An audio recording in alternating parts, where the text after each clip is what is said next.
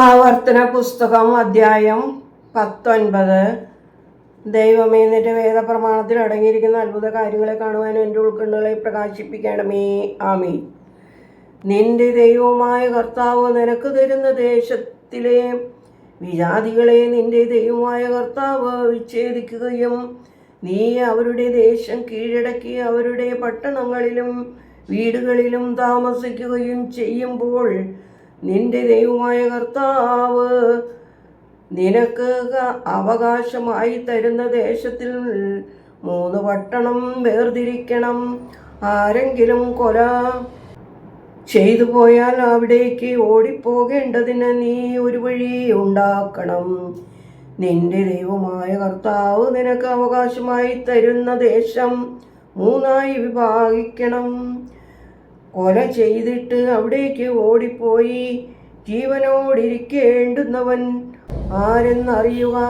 ഒരുവൻ മുൻവിരോധം കൂടാതെ അബദ്ധത്തിൽ കൂട്ടുകാരനെ കൊന്നുപോയെങ്കിൽ മരം മുറിക്കുവാൻ ഒരുവൻ കൂട്ടുകാരനോട് കൂടെ വനത്തിൽ പോയി മരം വെട്ടുവാൻ കോടാലി ഓങ്ങുമ്പോൾ കോടാലി ഊരിത്തെറിച്ച് കൂട്ടുകാരന് കൊണ്ടിട്ട് മരിച്ചു പോയാൽ ഇങ്ങനെ കൊല ചെയ്തവനെ രക്തപ്രതികാരകൻ പ്രതികാര ബുദ്ധിയോടെ പിന്തുടർന്ന് വഴിദൂരം നിമിത്തം അവനെ പിടിച്ച് അവൻ്റെ ജീവനെ നശിപ്പിക്കാതിരിപ്പാൻ അവൻ ആ പട്ടണങ്ങളിൽ ഒന്നിൽ ഓടിപ്പോയി ജീവിക്കണം.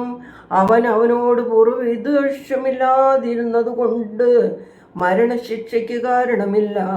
അതിനായി 3 പട്ടണങ്ങൾ വേർതിരിക്കണമെന്ന് ഞാൻ നിന്നോട് ആജ്ഞാപിക്കുന്നു.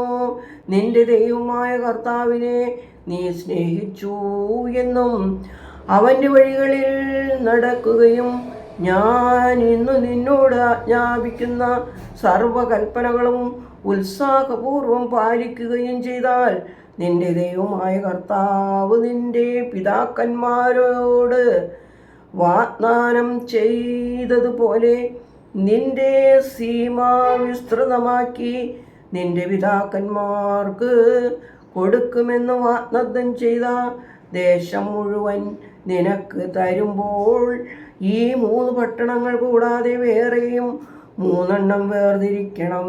നിന്റെ ദൈവമായ കർത്താവ് നിനക്ക് അവകാശമായി തരുന്ന ദേശത്ത് നിഷ്കളങ്കരത്വം ചീന്തി നിന്റെ മേൽ രക്തപാതക കുറ്റമുണ്ടാക്കരുത്. എന്നാൽ ഒരുവൻ കൂട്ടുകാരനെ ദേഷിച്ച് തക്കം നോക്കി അവനോട് ശണ്ട കൂടി അവനെ അടിച്ചു കൊന്ന ശേഷം ഈ പട്ടണങ്ങളിൽ ഒന്നിലേക്ക് ഓടിപ്പോയാൽ അവൻ്റെ പട്ടണത്തിലെ മൂപ്പന്മാർ ആളയച്ച് അവനെ അവിടെ നിന്ന് വരുത്തി അവനെ കൊല്ലുവാൻ രക്തപ്രതികാരകന്റെ കയ്യിൽ ഏൽപ്പിക്കണം. നിനക്ക് അവരോട് സഹതാപം തോന്നരുത്. നിനക്ക് നന്മ വരുവാൻ വേണ്ടി കുറ്റമറ്റ രക്തം ചൊരിഞ്ഞ പാതകം ഇസ്രായേലിൽ നിന്ന് നീക്കിക്കളയണം. നിന്റെ ദൈവമായ കർത്താവ് നിനക്ക് അവകാശമായി തരുന്ന ദേശത്ത് നീ കൈവശമാക്കുവാനിരിക്കുന്ന നിന്റെ അവകാശത്തിൽ പൂർവീകന്മാർ വച്ച കൂട്ടുകാരൻ്റെ അതിര് നീക്കരുത്. മനുഷ്യൻ ചെയ്യുന്ന അകൃത്യത്തിനോ പാപത്തിനോ അവൻ്റെ നേരെ ഒറ്റ സാക്ഷി മാത്രം പോരാ, 2 3 സാക്ഷികളുടെ വാമൊഴിമേൽ കാര്യം ഉറപ്പാക്കണം. ഒരുവൻ്റെ നേരെ അകൃത്യം സാക്ഷിപ്പാൻ ഒരു കള്ളസാക്ഷി അവന് വിരോധമായി എഴുന്നേറ്റാൽ തമ്മിൽ വ്യവഹാരമുള്ള 2 പേരും ദൈവസന്നിധിയിൽ അന്നുള്ള പുരോഹിതന്മാരുടെയും ന്യായാധിപന്മാരുടെയും മുമ്പാകെ വരണം. ന്യായാധിപന്മാർ നല്ലവണ്ണം വിസ്തരിക്കണം.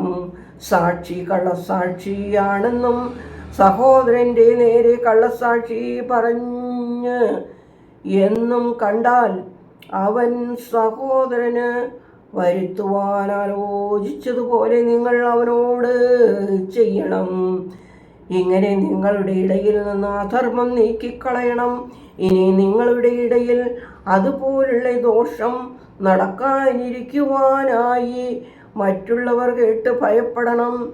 നിനക്ക് ദയ തോന്നരുത്. ജീവന് പകരം ജീവൻ, കണ്ണിന് പകരം കണ്ണ്, പല്ലിന് പകരം പല്ല്, കൈക്ക് പകരം കൈ, കാലിന് പകരം കാൽ. ദൈവമേ സ്തുതി, നിനക്ക് യോഗ്യമാകുന്നു. ഭാർഗമോർ.